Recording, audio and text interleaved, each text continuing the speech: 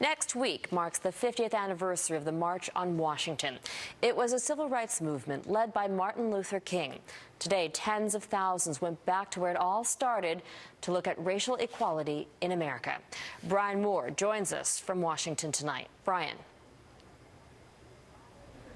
Robin, for pioneers of the civil rights movement, today was a reunion and a reminder that for many Americans, Dr. Martin Luther King's dream is not a reality. Tens of thousands gathered in the shadow of the Lincoln Memorial to remember the famed March on Washington.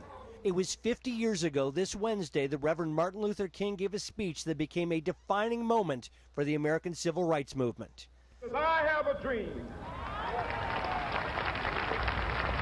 My poor little children will one day live in a nation where they will not be judged by the color of their skin, but by the content of their character. I have a dream today. Today, his son stood on that same spot and declared the fight isn't finished. I, like you, continue to feel his presence.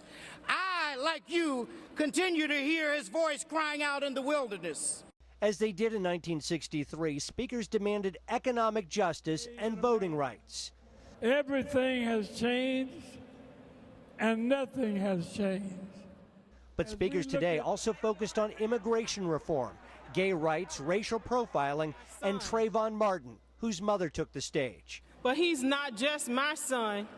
He's all of our son, and we have to fight for our children. We cannot give up. We cannot give out. We cannot give in. Congressman John Lewis was the youngest speaker in 1963. Today, it was 9-year-old Ashawn Johnson.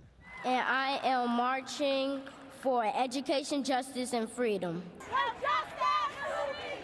After the speeches, a recreation of the 1963 march.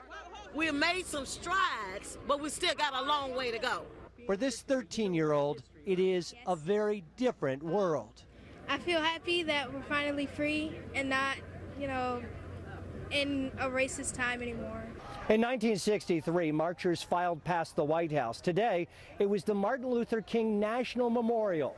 And on Wednesday, President Barack Obama, the nation's first African-American president, will stand in Martin Luther King's footsteps here at the Lincoln Memorial. Robin? Our Washington correspondent, Brian Moore.